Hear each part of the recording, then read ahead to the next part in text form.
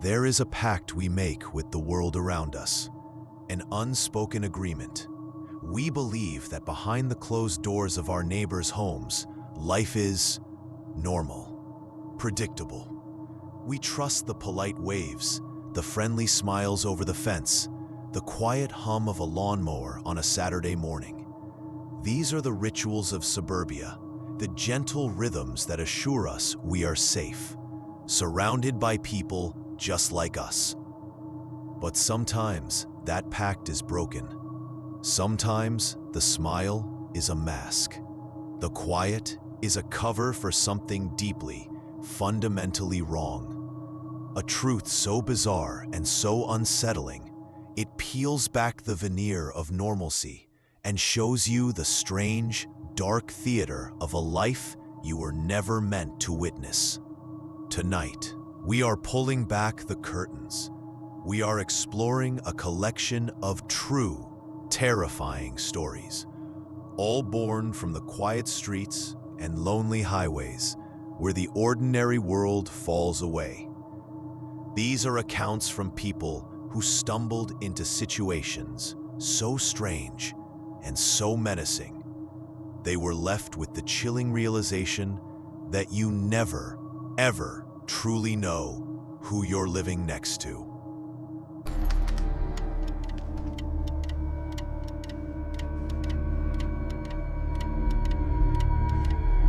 When I was 26, I relocated to a quiet suburb just outside of Phoenix for a new job. The neighborhood was a sea of beige stucco homes and gravel lawns, populated mostly by retirees.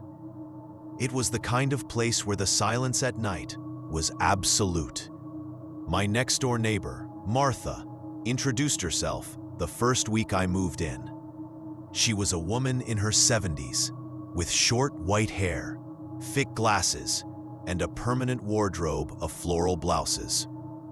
She was sweet, grandmotherly, and talkative. She brought over banana bread, and for nearly an hour, detailed the history of the neighborhood, her late husband, and what she called her babies. She spoke of her pets with a strange, intense devotion. They needed structure, she'd say, a strict routine, and gentle, reassuring voices. I assumed she owned a few small, pampered dogs or cats. She'd laugh about the hundreds of dollars she spent every month on what she called premium supplies, often waving receipts from boutique pet shops I'd never heard of. I once saw her hauling a 50-pound bag of custom formula pet food into her house and figured she must be running a small private zoo. She'd talk to me through the fence almost daily, always about them. How Whiskers adored his new chew toy, or how Rascal couldn't sleep unless the thermostat was set to exactly 72 degrees. She'd stop mid-sentence, tilt her head as if listening to a sound only she could hear, and then excuse herself, saying it was time for their grooming or their scheduled nap. The strangest part was, in all those conversations, I never once heard a bark or a meow. I never even saw them. The house was always silent, the heavy beige curtains always drawn. After a few months, she asked if I could watch her babies for a weekend while she visited her sister in Tucson. I agreed, assuming it would be an easy gig. She handed me a thick folder, meticulously organized, filled with pages of handwritten instructions, feeding times, cleaning routines, all underlined with reminders like, consistency keeps them calm, do not deviate. That Saturday morning, I let myself in with the spare key. The house was obsessively clean and smelled faintly of lavender and vinegar. I called out, but the only response was silence, a deep, unnerving silence. Then I heard it, a soft scraping sound from the living room. like something heavy being dragged slowly across the carpet. I walked down the hall, my heart beginning to beat a little faster, expecting to see a sick or injured animal. When I turned into the living room, I froze. The sight before me was so profoundly bizarre, my brain couldn't process it for a long moment. There were 4 adults. They were lying on what I had previously assumed were large, luxurious pet beds. One was a woman, maybe in her 30s, wearing a full-body cat costume, complete with ears and whiskers painted on her face. She was eating, with her hands, from a ceramic bowl on the floor. The bowl was labeled Whiskers. Another was a man in a full brown dog suit, floppy ears and all, sitting patiently beside a water bowl. In the corner, 2 more people, dressed as a rabbit and a fox, were curled up together on oversized cushions. They all stopped what they were doing and looked at me. The room fell dead silent, save for the faint crunch of dry food from the cat woman's mouth. No one spoke. No one seemed surprised to see me. They just watched me. The man in the dog suit tilted his head and blinked slowly, as if waiting for a command. The utter lack of surprise is what terrified me the most. I took a step back, my mind scrambling for an explanation. A prank? A party? But the room was too clean, too organized. This was not a scene of chaos. It was a scene of meticulous, practiced routine. The man in the dawn suit finally broke the silence. His voice was flat, devoid of any emotion. "We're waiting for our walk." My eyes darted to the beds. Next to each one, a collar and a leash were coiled neatly. The leashes had names on them: Whiskers, Rascal, Buttons, Max. I didn't respond. I turned, and with a calmness I did not feel, I walked out of the house. I didn't run. I didn't slam the door. I walked back across my lawn, my heart pounding in my ears, and locked my own front door. I spent the next hour peeking through my curtains, staring at Martha's silent house, wondering if I had hallucinated the entire thing. Then my phone rang, an unknown number. I ignored it 3 times. The 4th time, I answered. It was Martha. "I just wanted to see how my little ones were doing," she said, her voice saccharine sweet. "They like you, you know. Whiskers never warms up to anyone that fast." My mouth was dry. "They're fine," I managed to say. "But I'm sorry. Something's come up with my brother. I have to leave town tomorrow. I don't think I can come by again." "Oh, that's terrible," she replied, her voice dripping with genuine sympathy. "I hate to ask, but do you know anyone else who might be good with animals? Most people, well, they don't really understand us." I gave a vague, non-committal answer and hung up. The next day, I watched her car pull back into her driveway. Later, she knocked on my door with a container of cookies, thanking me for stepping in. She smiled that warm, grandmotherly smile. "You should come over for dinner next weekend," she offered. "They'd love to spend more time with you. You only saw them during feeding hours. They're really quite funny in the evenings. Rusty does this thing with a ball you wouldn't believe." I made an excuse. I kept making excuses. For the rest of my lease, she'd wave from her porch or mention how much her babies missed me. I'd just smile and keep walking. I never saw any of them leave the house, but the deliveries never stopped. Bulk boxes from pet supply companies, new chew toys, grooming clippers. On weekends, I'd hear strange sounds, a high-pitched yipping laugh, a soft, rhythmic meowing. I thought about calling the police, But what would I say? That I saw consenting adults in costumes? I wasn't sure a crime had even been committed. The day I moved out, I left before dawn. I drove past her house one last time, the curtains drawn as always. I still wonder if she's there, continuing her routine. I wonder if she ever found another pet sitter. And I wonder what happens when one of her babies misbehaves.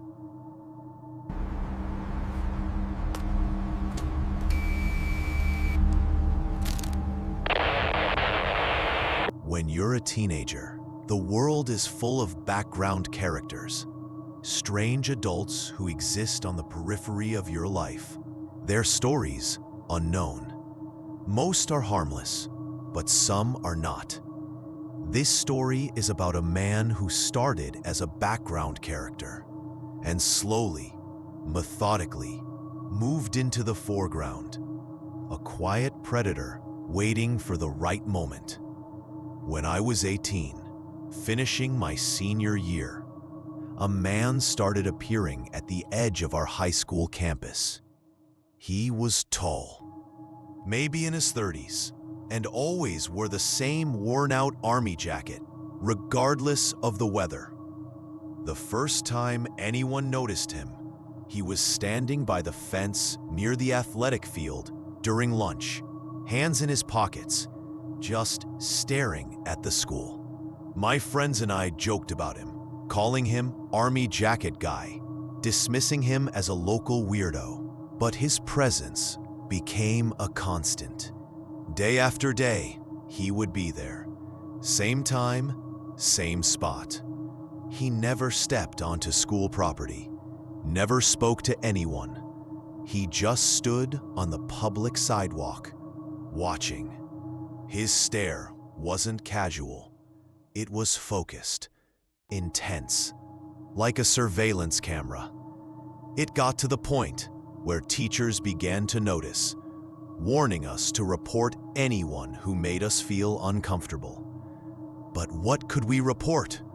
A man standing on a sidewalk? It wasn't illegal. It was just deeply unsettling. One day, my friends and I walked past him on our way back from a 7-Eleven. As we passed, he didn't move a muscle, but his head turned, his eyes following us with a cold, mechanical precision. The quiet danger was palpable, the feeling of a predator pretending to be a statue until its prey gets close enough. That Friday night, my parents were both on call at the hospital where they worked as nurses, leaving me home alone. I was studying for a biology final. My notes spread across the dining room table. Around 9 p.m., I heard the back gate creak open. The sound was distinct, the groan of old, rusted metal. I told myself it was the wind, but our neighbor's dog, Rex, began to bark furiously. Not a playful bark, but a deep, angry, territorial roar. I walked to the back window. The gate was wide open, the latch not just undone, but bent, the metal warped as if someone had used a crowbar. I called my parents. Both calls went straight to voicemail. I walked through the house, checking every lock, drawing the curtains, my heart beginning to race. I grabbed a baseball bat from my closet. It was a flimsy defense, but it was something. I tried to study, but the image of that bent latch and the memory of the man's cold stare kept replaying in my mind. The gate didn't bend itself. Someone had been in my yard.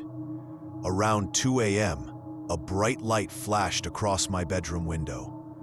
It wasn't a car. It was a controlled beam, moving with intent. I dropped to the floor and crawled to the edge of the blinds. There he was, Army Jacket Guy. He was standing directly below my window in my backyard, slowly panning a flashlight across the second story of my house. He moved with a calm, methodical purpose, scanning each window as if studying the layout, taking mental notes. I held my breath, my body rigid with fear. He circled the entire house, shining his light into every ground floor window, pausing at the kitchen, the living room. He even tried the front door handle, a slow, deliberate pull to test the lock. I crawled to my bed, grabbed my phone, and whispered my address to the neighborhood patrol dispatcher. He told me to stay away from the windows, that a guard would be there in under 10 minutes. As I waited, I watched him from the living room curtain. He stood in the middle of the lawn, staring at the house, as if planning his next move. When the patrol SUV's headlights turned the corner, he didn't run. He simply stepped into the deep shadows between my house and the neighbors and vanished. The guard found nothing. He checked the broken gate, walked the perimeter, but the man was gone. He chalked it up to a transient and promised extra patrols. When my parents came home at dawn, they found me sitting at the kitchen table, still clutching a knife. I told them everything. My dad called the police. An officer came, took a report, but explained that without footage or a positive ID, it was just trespassing and vandalism. We installed a full security system that weekend. Cameras, motion lights, reinforced locks. My home, once a place of comfort, now felt like a fortress under siege. For weeks, I barely slept. Every creak of the house, every flicker of the motion lights, sent a jolt of panic through me. The man never came back. Not to the house, not to the school. He simply disappeared from my life as suddenly as he had appeared. But he left a permanent mark. I never stopped locking everything. I never again assumed that a background character was harmless. Because that night, I learned that some predators don't rush. They watch. They wait. They learn your schedule, test your locks, and wait for the one night you're home alone. A single light burning in an upstairs window.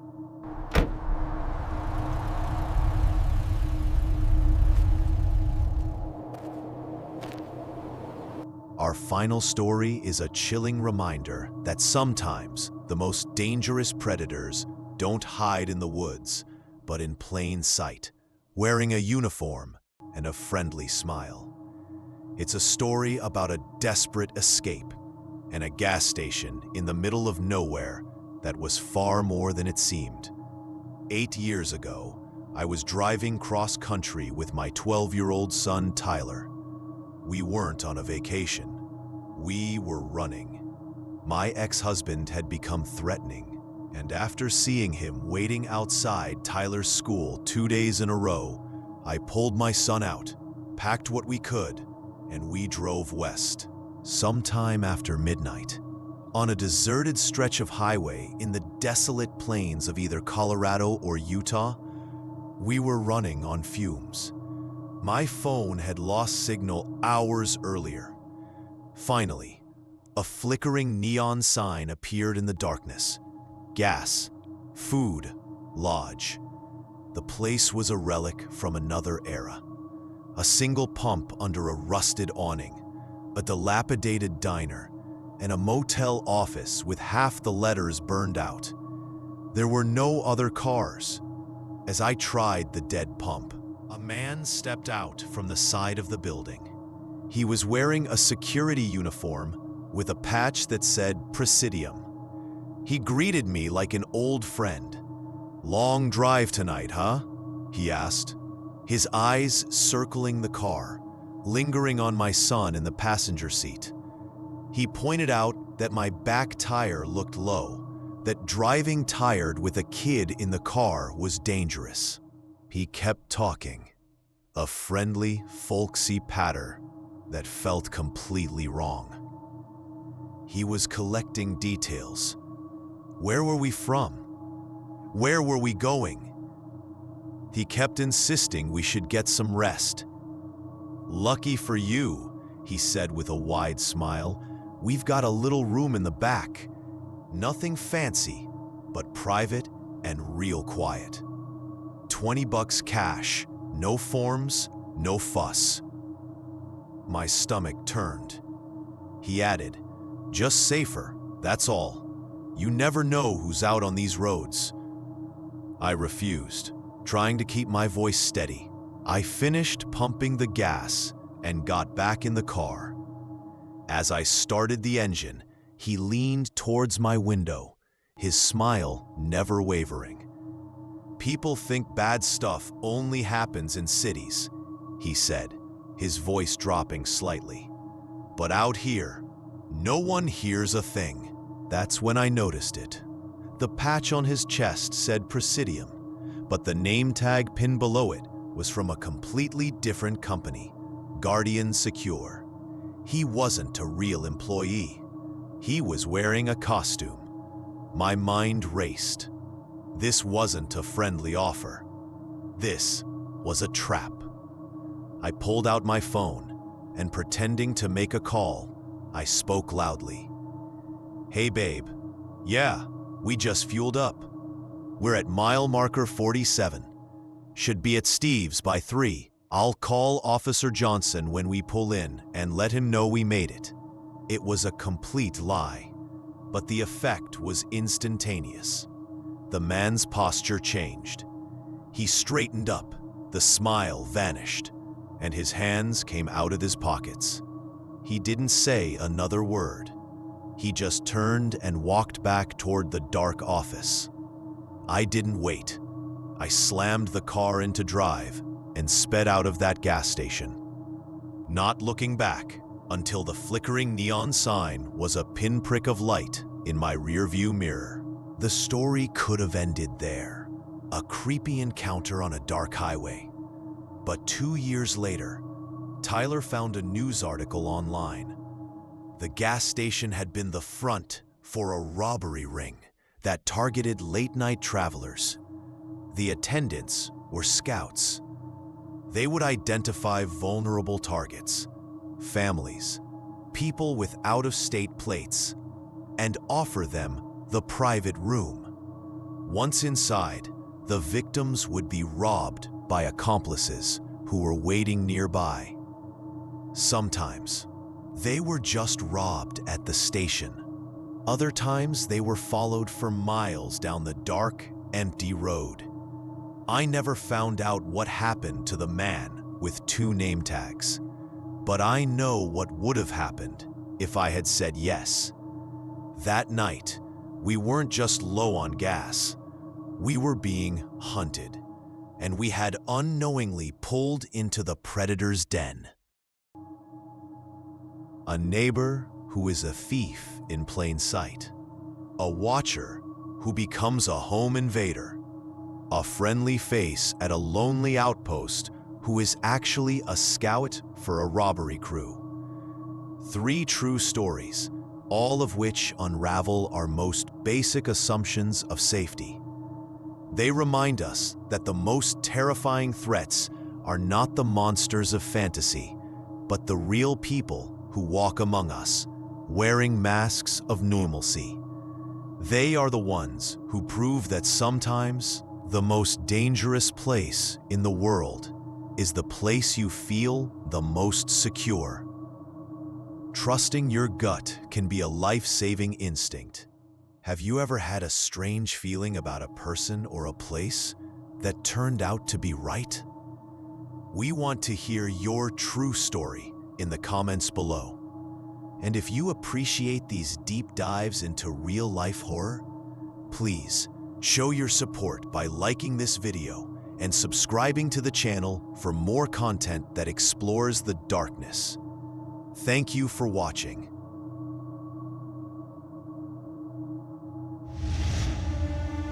Prince of Darkness.